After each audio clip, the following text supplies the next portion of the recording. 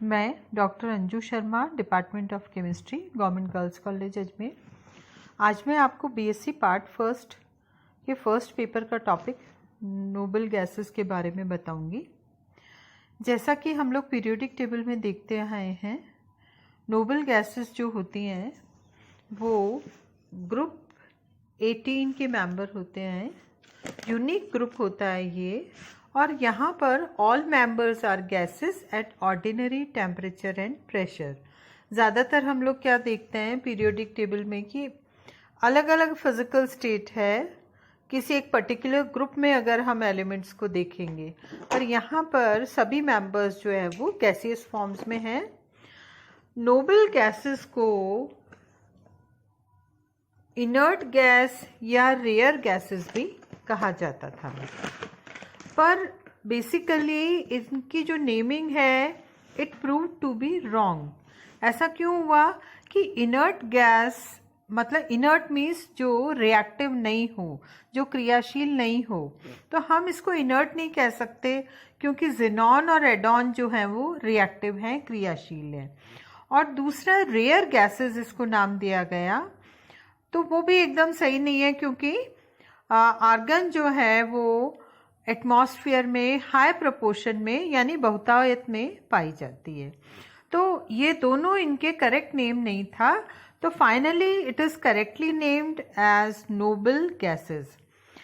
पर हम ये मान सकते हैं it is least reactive group in periodic table, यानी आवर्त सारणी में सबसे कम क्रियाशील जो समूह है, ग्रुप है, उसके मेंबर्स हैं नोबल गैसेस।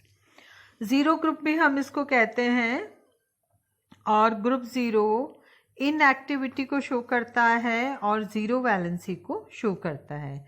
यहाँ पर हम देखेंगे आर्गन इस जो मेंबर हैं ये कहाँ से स्टार्ट हुआ। आर्गोस यानी idle one, neon the new one, krypton the hidden one, xenon the stranger, and radon it comes from its radioactivity। अब अगर हम नोबल गैसेस की इलेक्ट्रॉनिक कॉन्फ़िगरेशन के बारे में देखते हैं तो helium it is 1s2, 2 he electrons हैं यहाँ पर। नियॉन की अगर हम बात करते हैं तो नियॉन के केस में it is 1s2, 2s2 and 2p6। यानी आप ये देखिए कि हीलियम में तो p ऑर्बिटल होता ही नहीं है, s ऑर्बिटल 2 ही इलेक्ट्रॉन्स हैं, तो यहाँ पर s ऑर्बिटल जो है वो कम्प्लीटली फिल्ड है। अब नियॉन की अगर हम बात करते हैं तो आउटर मोस्ट ऑर्बिटल है 2s2 एंड 2p6 जो कि कम्प्लीटली फिल्ड है। अब आर्गन की बात करते हैं, 18 इलेक्ट्रॉन्स हैं इसमें, so it is 1s2, 2s2, 2p6, 3s2 and 3p6। Again यहाँ पर 3s2 एंड 3p6 ऑर्बिटल्स जो हैं वो फिल्ड हैं। Krypton is 36। यहाँ पर देखिए यहाँ पर d ऑर्बिटल्स का इन्वॉल्वमेंट है, तो यहाँ पर कॉन्फ़िगरेशन हो जाएगा it is 3d10, 4s2 and 4p6। अब आता है ज़ेनॉन जो कि सबसे क्रियाशील है नोबल गैसेस के केस में। तो इसका कॉन्फ़िगरेशन आप ये देखिए, आउटर मोस्ट ऑर्बिटल में it is 4d10, 5s2 and 5p6।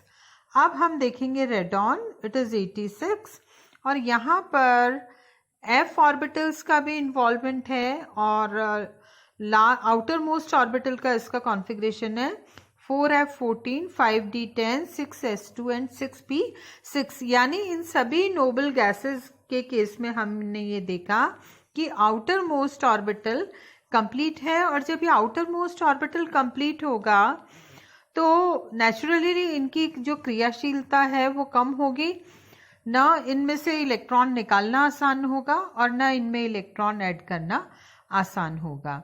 यानी इलेक्ट्रॉन एफिनिटी का मान भी अधिक होगा और आयोनाइजेशन पोटेंशियल का मान भी अधिक होगा। तो हम यहाँ पर देखते हैं जब हम अप टू डाउन, ऊपर से नीचे जाते हैं, यानी परमाणु क्रमांक बढ़ता जा रहा है, तो वॉन्डर वॉल रेडियस जो है उसका मान बढ़ रहा है, फर्स्ट आयोनाइजेशन पोटेंशियल का मान कम हो रहा है, मेल्टिंग पॉइंट बॉइलिंग पॉइंट का मान भी बढ़ रहा है और डेंसिटी जो है उसका मान भी इंक्रीज हो रहा है। Thank you.